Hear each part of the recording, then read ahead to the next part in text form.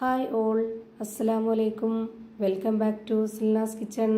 ഇന്നത്തെ റെസിപ്പി നല്ല ടേസ്റ്റി ആയിട്ടുള്ള ഒരു വെറൈറ്റി ആയിട്ടുള്ള ഒരു അടിപൊളി പലഹാരത്തിൻ്റെ റെസിപ്പിയാണ്.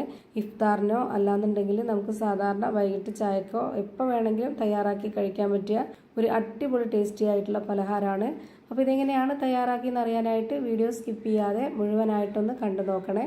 റെസിപ്പിയിലോട്ട് കിടക്കുന്നതിന് മുമ്പായി സിൽനാസ് കിച്ചൺ ചാനൽ ആദ്യമായിട്ട് കാണുന്നവരാണെങ്കിൽ പ്ലീസ് ഒന്ന് സബ്സ്ക്രൈബ് ചെയ്തേക്കണേ. ഒപ്പം തന്നെ ഈ വീഡിയോസ് നിങ്ങൾക്ക് ഇഷ്ടപ്പെടുകയാണെങ്കിൽ ഒരു ലൈക്ക് ചെയ്ത് ഷെയർ ചെയ്ത് സപ്പോർട്ട് ചെയ്യാനും മറക്കരുത്. ഇനി നമുക്ക് ഇതെങ്ങനെയാണ് തയ്യാറാക്കുന്നതെന്ന് നോക്കാം. അപ്പോൾ നമ്മുടെ ഇന്നത്തെ ഈ പലഹാരം തയ്യാറാക്കുന്നതിന് വേണ്ടിയിട്ട് ഞാനിവിടെ 250 ml കപ്പിൻ്റെ അളവിൽ 2 കപ്പ് മൈദപ്പൊടിയാണ് ഇട്ട് കൊടുക്കുന്നത്. ഇതേപോലെ തന്നെ ഗോതമ്പ് പൊടിയിലും ചെയ്തിട്ടെടുക്കാവുന്നതാണ്. ഞാനിപ്പോൾ ഇവിടെ മൈദപ്പൊടിയാണ് ഇട്ട് കൊടുത്തിട്ടുള്ളത്.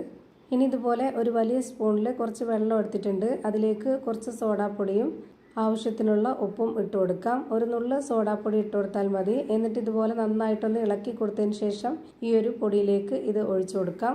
ഇനി ഈ മാവൊന്ന് കുഴച്ചിട്ടെടുക്കാൻ വേണ്ടിയിട്ട് ഇതിലേക്ക് 250 ml കപ്പിൻ്റെ അളവിൽ 1 കപ്പ് വെള്ളമാണ് ഒഴിച്ചു കൊടുത്തിട്ടുള്ളത്. ഇനി ഇത് നന്നായിട്ടൊന്ന് കുഴച്ചിട്ടെടുക്കാം. ഈ ഒരു വെള്ളം ഈ പൊടിക്ക് കറക്റ്റ് ആയിട്ടുണ്ട്. ഇപ്പം ഞാൻ ഇതുപോലെ നന്നായിട്ട് കുഴച്ച് വെക്കുന്നുണ്ട്. ഒരുപാട് നന്നായിട്ട് ലൂസും ആവരുത്, എന്നാൽ നല്ല ടൈറ്റും ആവരുത്. ഒരു ഇടത്തരം പരുവത്തിൽ വേണം നമ്മൾ ഈ മാവ് റെഡിയാക്കി എടുക്കാനായിട്ട്. ഇനി ഇതൊരു 10 മിനിറ്റ് റെസ്റ്റ് ചെയ്യാനായിട്ട് മാറ്റി വെക്കുന്നുണ്ട്. ആ ഒരു സമയം കൊണ്ട് നമുക്ക് ഇതിലേക്കുള്ള ഒരു കൂട്ട് തയ്യാറാക്കാം. അതിനായിട്ട് ഞാനിവിടെ ഒരു പാൻ സ്റ്റവിലേക്ക് വെച്ച് ഫ്ലെയിം ഓൺ ആക്കി കൊടുത്തിട്ട് അതിലേക്ക് കുറച്ച് ഓയിൽ ഒഴിച്ചു കൊടുത്തതിന് ശേഷം ഓയിലൊന്ന് നന്നായിട്ട് ചൂടായിട്ട് വന്നപ്പോൾ 2 സവോള കട്ട് ചെയ്തതാണ് ഇതിലേക്ക് ഇട്ട് കൊടുത്തിട്ടുള്ളത്. ഇനി ഇതിലേക്ക് എല്ലില്ലാത്ത കുറച്ച് ചിക്കൻ പീസ് എടുത്തിട്ട് ഇതുപോലെ കട്ട് ചെയ്തിട്ട് അതും കൂടി ഇതിലേക്ക് ഇട്ട് കൊടുത്തിട്ടുണ്ട്. പിന്നെ ഇതിലേക്ക് കുറച്ച് മല്ലിയില, കറിവേപ്പില, 1 സ്പൂൺ അളവിൽ മുളക് പൊടി, ഒരു 1/2 സ്പൂൺ അളവിൽ കുരുമുളക് പൊടി, ഒരു 1/4 സ്പൂൺ അളവിൽ ഗരം മസാലപ്പൊടി, പെരിഞ്ജീരകപ്പൊടി, മഞ്ഞൾപ്പൊടി, ആവശ്യത്തിനുള്ള ഉപ്പ്. ഇതിലേക്ക് 2 ടേബിൾ സ്പൂണോളം വരുന്ന ടൊമാറ്റോ സോസാണ് ഒഴിച്ചു കൊടുക്കുന്നത്. ഞാനിവിടെ ഈ ഒരു സ്പൂൺ അളവിലാണ് 1 സ്പൂൺ ടൊമാറ്റോ സോസ് ഒഴിച്ചു കൊടുത്തിട്ടുള്ളത്. ആ ഒരു കണക്കനുസരിച്ചിട്ട് സാധാരണ 2 ടേബിൾ സ്പൂൺ അളവിലുള്ള ടൊമാറ്റോ സോസാണ് ഒഴിച്ചു കൊടുക്കാവുന്നത്. ഇതെല്ലാം ഒന്നിച്ചിട്ട് കൊടുക്കുന്നത് ഒരുപാട് അങ്ങ് വെന്ത് കുഴഞ്ഞു പോവണ്ട. ഇത് ഈ ഒരു ചിക്കനും സവോളയൊക്കെ വെന്ത് കിട്ടുന്നതിൻ്റെ ആ ഒരു പരുവം മാത്രമായാൽ മതി. കുറച്ച് കടിക്കാനായിട്ട് കിട്ടണം. അതിന് വേണ്ടിയിട്ടാണ് എല്ലാം കൂടെ ഒന്നിച്ചിട്ടിട്ട് വേവിച്ചെടുക്കുന്നത്. ഇനി ഇത് ലോ ഫ്ലെയിമിൽ ഇട്ടുകൊണ്ട് വേവിച്ചെടുക്കാം. ഞാനിപ്പോൾ ഇവിടെ അടച്ചു വെച്ചാണ് വേവിച്ചെടുക്കുന്നത്. ഇതിന് വെന്ത് വരുന്ന ആ ഒരു ടൈം ആകുമ്പോഴേക്ക് നമുക്ക് നേരത്തെ റെസ്റ്റ് ചെയ്യാനായിട്ട് മാറ്റി വെച്ചിരുന്ന ആ ഒരു മാവ് ഇതുപോലെ കൗണ്ടർ ടോപ്പിലേക്ക് ഇട്ട് കൊടുത്തതിന് ശേഷം കുറച്ച് ഓയിൽ ഒഴിച്ചു കൊടുത്തിട്ട് ഇതുപോലെ നന്നായിട്ട് ഒന്നുകൂടെ ഒന്ന് കുഴച്ചിട്ടെടുക്കാം. ഇനി ഇതുപോലെ ബോൾസ് ആക്കി എടുത്തതിന് ശേഷം ഇതൊന്ന് 2ആയിട്ട് കട്ട് ചെയ്തെടുക്കുന്നുണ്ട്.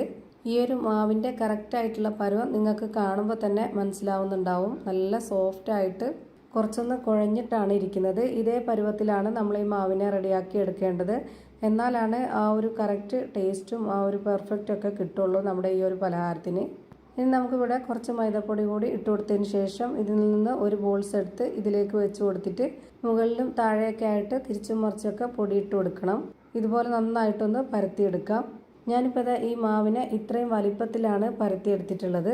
ഇനി നമുക്കിത് വേറൊരു പാത്രത്തിലേക്ക് മാറ്റാം. അടുത്തതായിട്ട് മറ്റേ ബോൾസും കൂടി ഇതുപോലെ വെച്ച് കൊടുത്തിട്ട് നന്നായി പൊടിയിട്ട് കൊടുത്തതിന് ശേഷം ഇതേപോലെ തന്നെ നന്നായിട്ടൊന്ന് പരത്തിയെടുക്കാം. ഇപ്പം ഞാൻ ഈ പരത്തിയെടുത്ത 2 മാവും ഒരു പാത്രത്തിലേക്ക് മാറ്റിയിട്ടുണ്ട്. ഇനി നമുക്ക് വേവിക്കാനായിട്ട് വെച്ചിരുന്ന ആ ഒരു മസാല വെന്തോന്നൊന്ന് നോക്കാം.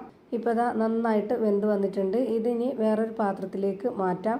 എന്നിട്ട് അതേ പാൻ തന്നെ വെച്ച് കൊടുത്തതിന് ശേഷം അതിലേക്ക് കുറച്ച് ഓയിലൊന്ന് ഒഴിച്ചു കൊടുത്തിട്ട് ഇതുപോലെ നന്നായിട്ടൊന്ന് സ്പ്രെഡ് ചെയ്ത് കൊടുക്കുന്നുണ്ട്.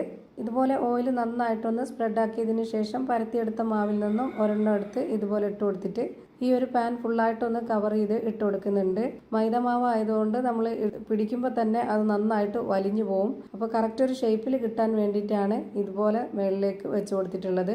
ഇപ്പം ഞാനിതിൻ്റെ ഫ്ലെയിം ഓണാക്കി കൊടുത്തിട്ടില്ല. ഇപ്പോൾ തന്നെ ഓണാക്കി കൊടുക്കേണ്ട ആവശ്യമില്ല. ഇനി നമുക്കിതിലേക്ക് വേവിച്ച് വെച്ചിട്ടുള്ള ആ ഒരു മസാല ഇട്ട് കൊടുക്കാം. ഞാനിപ്പോൾ ആ ഒരു മസാല ഫുള്ളായിട്ട് ഇതിലേക്ക് ഇട്ട് കൊടുത്തിട്ടുണ്ട്. എന്നിട്ട് ഇതുപോലെ നന്നായിട്ടൊന്ന് പരത്തി കൊടുത്തതിന് ശേഷം അതിന് മുകളിലേക്കായിട്ട് ഒരു മാവും കൂടെ വെച്ച് കൊടുക്കുന്നുണ്ട്. ഏത് പാനിലാണോ നമ്മൾ തയ്യാറാക്കി എടുക്കുന്നത് ആ ഒരു പാനിൽ ഇതുപോലെ ഇട്ട് കൊടുത്തതിന് ശേഷം ആ ഒരു പാനിൻ്റെ കറക്റ്റ് അളവിൽ വെച്ച് കൊടുത്തിട്ട് ഇതുപോലെ ഒന്ന് കട്ട് ചെയ്ത് മാറ്റുക. നമ്മളിപ്പോൾ ഇതിൻ്റെ ഫ്ലെയിം ഇതുവരെയും ഓണാക്കി കൊടുത്തിട്ടില്ല. ഇപ്പോൾ തന്നെ ഓണാക്കരുത്. അങ്ങനെ ഓണാക്കി കൊടുത്താൽ നമുക്ക് ഇതുപോലെ ചെയ്തിട്ടെടുക്കാൻ വേണ്ടി പറ്റില്ല. ഇനി നമുക്കിത് തിരിച്ചും മറിച്ചൊക്കെ ഇട്ട് കൊടുത്ത് വേവിക്കാനുള്ളതാണ്. ഇതിൻ്റെ ഫില്ലിങ്സ് ഒന്നും പൊട്ടിപ്പോവാതിരിക്കാനും ഇത് കാണാനൊരു ഭംഗിക്ക് വേണ്ടിയിട്ടൊക്കെ ഇതിൻ്റെ വക്ക് ഭാഗം ചെറുതായിട്ട് ഇതുപോലെ ഒന്ന് മടക്കി കൊടുക്കുന്നുണ്ട്. ഇതുപോലെ തന്നെ മടക്കി കൊടുക്കണമെന്നില്ല, ഓരോരുത്തരുടെ ഇഷ്ടത്തിനനുസരിച്ച് മടക്കി കൊടുക്കാവുന്നതാണ്. ഇനി ഇതിന് മുകളിലേക്ക് 1 സ്പൂണോളം ഓയിൽ ഒഴിച്ചു കൊടുത്തതിന് ശേഷം ഫ്ലെയിം ഓണാക്കി കൊടുത്തിട്ട് ലോ ഫ്ലെയിമിൽ ഇട്ട് കൊടുത്തതിന് ശേഷം വേണം ഇത് വേവിച്ചെടുക്കാനായിട്ട്. എത്ര സമയമാണോ ഇത് വെന്ത് കിട്ടാനായിട്ട് എടുക്കുന്നത് അത്രയും സമയം വരെ ലോ ഫ്ലെയിമിൽ തന്നെ ഇട്ട് വെച്ചിരിക്കുക. ഇനി നമുക്കിതൊന്ന് അടച്ചു വെച്ച് വേവിച്ചെടുക്കാം. ഒരു 6-7 മിനിറ്റൊക്കെ ഒരു ഭാഗം വെന്തതിന് ശേഷം ഇതുപോലെ അടപ്പ് തുറന്നിട്ട് ഇതൊന്ന് തിരിച്ചിട്ട് കൊടുക്കാവുന്നതാണ്. തിരിച്ചിട്ട് കൊടുത്തതിന് ശേഷം ഇതൊരു 3-4 മിനിറ്റ് വേവിച്ചെടുത്താൽ മതി. അപ്പോഴേക്ക് നമ്മുടെ ഈ ഒരു അടിപൊളി ടേസ്റ്റി ആയിട്ടുള്ള ചിക്കൻ കൊണ്ടുള്ള ഒരു പലഹാരം റെഡിയായി കിട്ടും. നല്ല ടേസ്റ്റാണ്. ഇത് കാണുമ്പോൾ തന്നെ നിങ്ങൾക്ക് അറിയാൻ പറ്റുന്നുണ്ടാവും എത്ര നന്നായിരിക്കും എന്നുള്ളത്. ഇനി ഇതിൻ്റെ അകം എങ്ങനെയാണ് ഇരിക്കുന്നതെന്ന് നോക്കാനായിട്ട് ഞാൻ ഇതുപോലെ കട്ട് ചെയ്തെടുത്തിട്ടുണ്ട്. ഇപ്പോൾ ദാ നല്ല ഫില്ലിങ്സോട് കൂടിയ നല്ല ടേസ്റ്റി ആയിട്ടുള്ള ഒരു അടിപൊളി പലഹാരം റെഡിയായി കിട്ടി. അപ്പോൾ ഇത്രയേ ഉള്ളൂ ഇന്നത്തെ വീഡിയോ. വീഡിയോ ഇഷ്ടമായാൽ ലൈക്ക് ചെയ്യാനും കമൻറ്റ് ചെയ്യാനും ഷെയർ ചെയ്യാനും മറക്കരുത്. അതുപോലെ തന്നെ ഞാനിടുന്ന പുതിയ വീഡിയോസ് നോട്ടിഫിക്കേഷനായിട്ട് കിട്ടുന്നതിന് വേണ്ടി സബ്സ്ക്രൈബ് ചെയ്ത് ബെല്ലൈക്കൺ അമർത്തി അതിൽ ഓൾ എന്ന ഓപ്ഷൻ എനേബിൾ ചെയ്ത് കൊടുക്കാനും മറക്കരുത്. പുതിയൊരു വീഡിയോയുമായി വീണ്ടും വരും. Thank you for watching.